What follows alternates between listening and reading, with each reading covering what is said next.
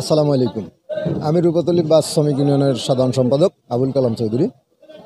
মূলত কালকে ঘটনা যে অনাকাঙ্ক্ষিত ঘটনাটা ঘটছে, তারা আমার সেই গাড়িখানা গন্তব্যস্থানে পৌঁছানোর সাথে সাথে গাড়ির স্টাফ, ড্রাইভার, হেল্পারকে মারধর, শারীরিক লাঞ্ছিত করেছে এবং সাথে সাথে জালাকাটি কাউন্টারের সামনে সেই গাড়ি যাত্রী নামার সাথে সাথে গাড়ি অগ্নিসংযোগ করা হয়েছে।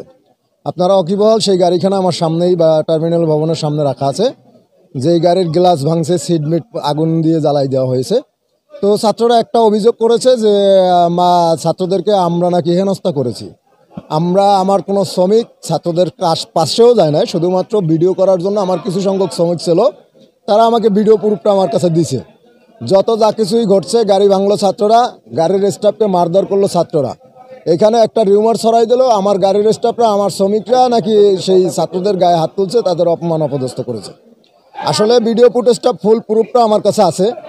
আমার জানা সত্ত্বে আমার একটা শ্রমিকও যদি ওইখানে যেত, তাহলে সহি সালামতে বেরোয় যাওয়ার তাদের কোনো অপশন ছিল না। কিন্তু আমি তাদেরকে বলছি, ছাত্র আমার ভাই, আমার ছোট ভাই বা আমার সন্তান সমতুল্য, তাদের সাথে তোমরা কোনো দাঙ্গা ফাসাদ করবে না। ওরা যা করতে চাইতেছে ওদেরকে কইরে যেতে দাও।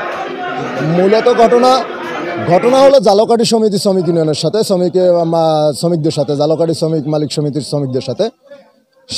সেক্ষেত্রে ঘটনা জালকাঠিতে এটা সম্ভব হতো ওদের মিউচুয়াল করার জন্য, বা জালকাঠিতে এটা নিয়ে বৈঠক করা সম্ভব হতো। সেহেতু আমার বরিশাল টার্মিনাল, বাস টার্মিনালের ভবন ভাঙচুর, অফিস কক্ষ ভাঙচুর, আসলে আমার শ্রমিকরা এটা মানতে নারাজ।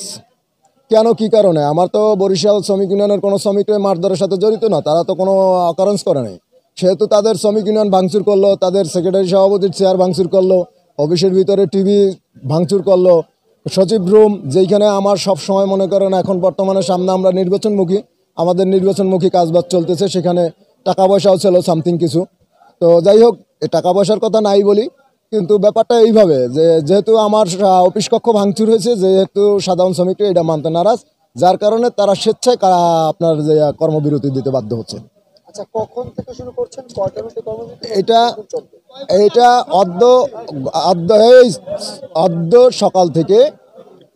সকাল থেকে যেহেতু গতকালকে বিএম কলেজের ছাত্ররা তারাই গাড়ি বন্ধ রেখেছে সন্ধ্যা থেকে রাত্র 10টা পর্যন্ত। এমতো অবস্থায় আমরা তো রাত্রবেলা তো আর কোনো পদক্ষেপ নেইনি। গতকালকে আমাদের বরিশালের ডিসি মহোদয় ছিল, ওসি মহোদয় ছিল, বরিশাল জোনের মেজর মহোদয় ছিল, তারা সবাই ছিল। তাদের সাথে কথাবার্তা বলার পরে তাদের কাছে আমি সর্বশেষ একটা কথাই বলছি, আমি আমার শ্রমিকদের নিরাপত্তা চাচ্ছি। কিন্তু সেই নিরাপত্তার কথা যখন বলা হয়েছে, তখন স্যাররা তখন একটু আমাকে আশ্বস্ত করছে, দেখেন আমরা তো আপনাদের নিরাপত্তা দিচ্ছি, দেব যতটুকু সম্ভব ততটুকু দেব, কিন্তু এখন যতটুকু সম্ভব ততটুকু দেব, এইখানে একটু প্রশ্নবোধক চিহ্ন থাকে। যেহেতু আমি আমার শ্রমিকদের এই ব্রিফটা দেওয়ার পরে আমার শ্রমিকরা স্বেচ্ছায় তারা কর্মবিরতিতে চলে গেছে, এখানে আমার কোনো হাত নাই। আমাকে তারা কালকে রাত্রেই বের করে দিয়েছে, শুধুমাত্র দেশের জনগণের চাহিদা মোতাবেক। যে দেশের জনগণের দৃষ্টিতে আমি জনগণের কাছে ক্ষমা চেয়ে নিচ্ছি, যেহেতু তারা অনেক দুর্ভোগ পোয়াচ্ছে, সেহেতু আমার শ্রমিকরা মানতে নারাজ। এখন বর্তমানে যদি দাবি দেওয়া না মানা হয়, তাহলে মনে করেন হয়তোবা 2 দিনও থাকতে পারে, 3 দিনও থাকতে পারে। আর যেহেতু অনির্দিষ্টকালের জন্য ডাকা, 1 ঘন্টাও সমাধান হতে পারে।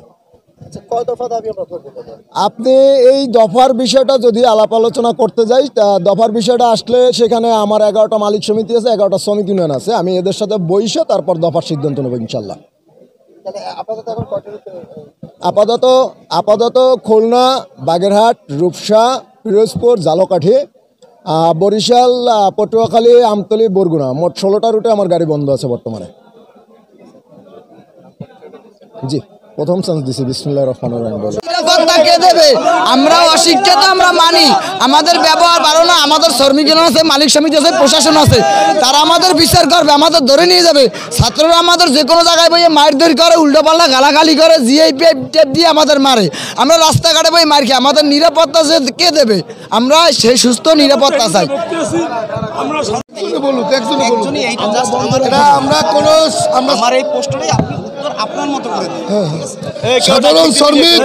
সাধারণ শ্রমিক কর্মবিরতিতে গেছে, আমরা কেউ স্থগিতভাবে বাস বন্ধ করি নাই।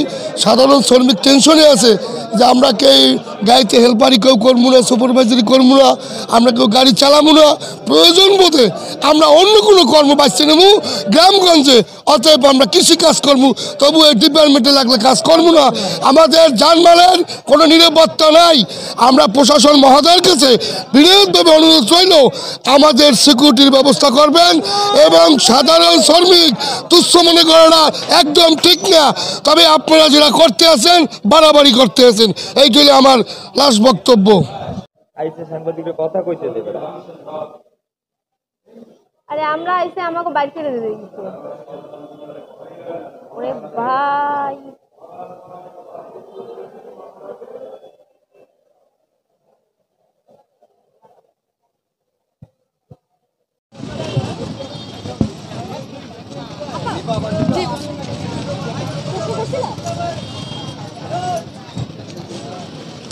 একসাথে নেই। হ্যাঁ,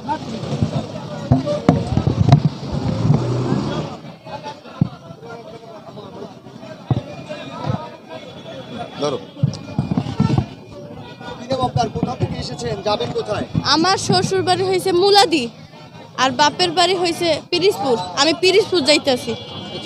বাচ্চারা সাথে কোনো হ্যাঁ ছিল, আমার ননদ ছিল, ওই যে কলেজে পরীক্ষা দিতে আসছে।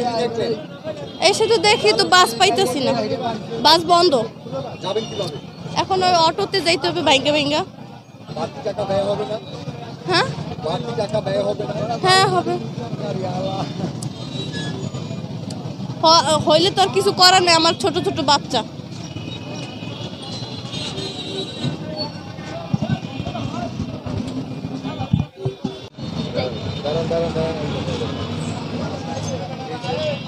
আমার এক রুগী আছে, রুগী তো দেখতে যাইতে চেয়েছিলাম, আমার তো যাইতে পারতেছি না, বাসটা বন্ধ। এখন কী করা যায়? এখন এইরকম থাকলে কি চলে? এখন তো এটা তো খুব খারাপ একটা কি হয়ে গেল। এখন তো মানবিকভাবে যদি এটা হচ্ছে ছাড়তে আজকে হলে ভালো হয়েছে, অনেক জানি পথে যাওয়া যায়। হ্যাঁ, দুর্যোগ মানে ভীষণ দুর্যোগ। এই সকালে এসি আর তো একটু ঠিক নেই। বলেন, কথা স্পষ্ট বলতে হবে। যখন বলতে চাইছেন স্পষ্ট বলতে হবে। সেই সকালে আসছি, এখনো যাইতে পারছি না, গাড়ি বন্ধ, দুর্ভোগের মধ্যে আছি, তাই না? হ্যাঁ, এই সকালে আসছি, অনেক যাইতে পারতেছি না, অনেক দুর্ভোগের ভিতরে আসছি। কারণ কী করা যায়, অন্ত বলতে পারছি না কীভাবে যাবো। অন্ত রুগী আছে, এমার্জেন্সিভাবে যাওয়াই লাগবে। অন্ত যাইতে হইবে ভাঙ্গে ভেঙ্গে, খরচ বেশি হয়ে যাবে একটু, এছাড়া তো কিছু করার নেই।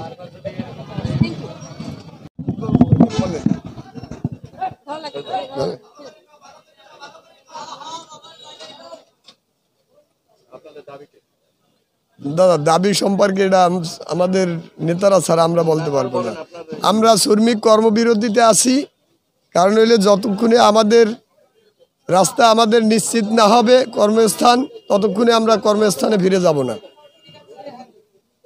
কারণ হলো আমাদের এখন মনে করেন কোনো নিরাপত্তা নাই। আমরা নিরাপত্তা নাই, আমরা রাস্তায় নামে কি করব? আমরা কর্মবিরতিতে আছি, যখন আমরা নিরাপত্তা পাবো তখন আমরা যাব কাজে, তার আগে আমরা গাড়ি চালাবো না।